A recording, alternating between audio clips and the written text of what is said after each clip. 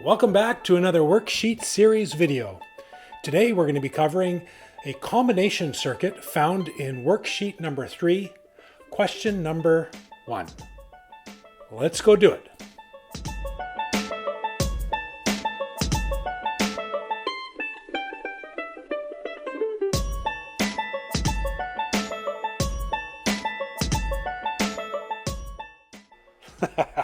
That's some fun background music.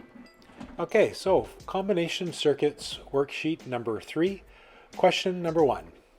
Now before we dig into this circuit, let's do a quick review of all the laws in our series and parallel circuits.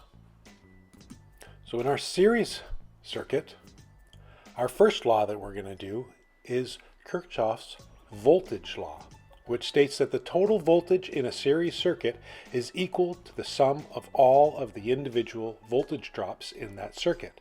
Simply put, V total is equal to V1 plus V2 plus V3 and so on. And in a series circuit, current only has one path to flow, so the total current is the same through all the individual devices. Simply put, I total is equal to I1 is equal to I2 equal to I3 and so on through the circuit. And for the total resistance of a series circuit is equal to the sum of all the individual resistances in that circuit.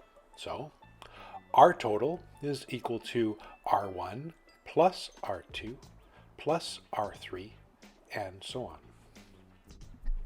And last but not least is our power, where the total power is equal to the sum of all the individual powers in the circuit, or PT is equal to P1 plus P2 plus P3 and dot dot dot dot. Now let's go over and check out the parallel circuits. Okay, let's start with voltage. The total voltage of a parallel circuit has the same value as the voltage across each branch, meaning V total is equal to V1 is equal to V2 is equal to V3. Now for current in a parallel circuit, the current has more than one path for current to flow. So the total current in a parallel circuit is the sum of all the individual branches' currents, meaning I total is equal to I1 plus I2 plus I3 ba-da-ba-doo-ba-deep. Because of the multiple paths for current to flow, the net resistance of a parallel circuit is always less than any of the individual branch resistance values. And one of the equations that we use to figure out this total resistance is called the reciprocal method. This means 1 over RT is equal to 1 over R1 plus 1 over R2 plus 1 over R3 and so on. And for power in a parallel circuit, well, it's just the same as the series circuit. P total is equal to P1 plus P2 plus P3 and so on. I hope you guys aren't having a drink every time I say so on. I think that's the last time. Now, knowing all these rules and combining it with our good old Ohms triangle, we should have no problem solving this circuit. Well, the question is, where do we begin? Well, we've got 3 resistors here, R2, R3, and R4, that are all in series. And therefore, we can add them all up using the series circuit formula to give us one resistance value for those 3 resistors. Now that we've added those resistors up, our 2, 3, and 4 now equal 24 ohms. And that 24 ohms is parallel with this R5 8 ohm resistor. And what do we do with 2 resistors in parallel? We add up the resistance using the reciprocal formula. And now we have a circuit here that has a resistor R2, 3, 4, 5 that equals 6 ohms. And this new resistor we can see is in series with R1 and R6. And so we can add these three resistors using the series circuit resistor formula to come up with our R total. And since we have a total voltage and a total resistance, we can now come up with our total current using, of course, Ohm's law.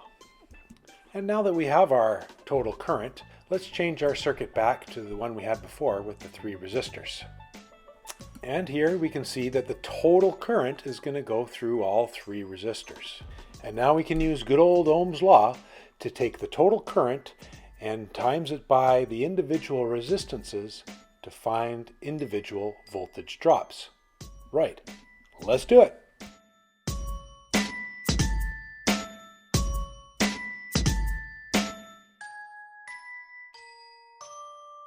Well done. Okay, now that we've got all the important values that we need for this part of the circuit, let's take that R2345 and expand it back out again so that we have a new resistor, R2, 3, and 4, parallel with R5.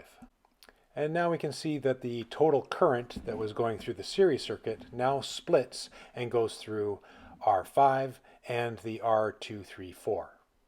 And to figure out what that amperage is going to be through each branch, we can use Ohm's law, voltage divided by the resistance. So we take the 18 volts across the R5 and divide it by 8 ohms to get our current of 2.25 amps. And the remaining current of 0.75 amps from the 3 amps will be going through the second branch. And now we expand it back out to our original circuit, and the three loads are now all in series so that the 0.75 amps will be going through all three loads. Now that we know that, we can take Ohm's law and figure out the individual voltage drops, just like we did previously. Excellent. And now we can see that the two currents that split earlier will now come around back to the end of the circuit to our 3 amp I total. So now let's start wrapping things up and finalize with our power. Okay, so we bring out our power triangle, and we can see that we would use our current times our voltage to get our power.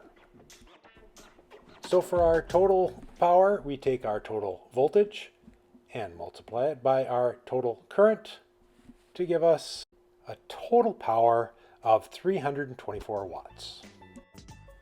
To find our individual powers for each load, we take our amperage that goes through those loads, and we take our voltage drop across those loads to find the individual powers.